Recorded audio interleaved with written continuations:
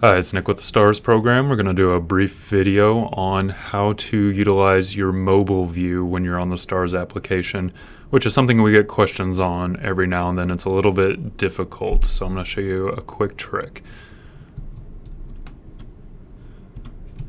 Alright, so obviously most of the time when we're looking at the application, we do it from a computer screen and you have all of your buttons available to you.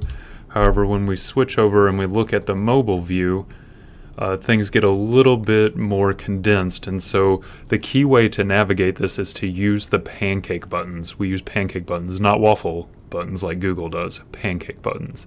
And so what you're going to do is you're going to click this to open a menu, go to whatever you want to on that menu, but then to get the menu back out of your way, you just need to click or tap the pancake button again, and then you can search for whatever you're trying to look for. Alright, and so that is how you can navigate our application on the mobile view a little bit easier. Thanks, everyone.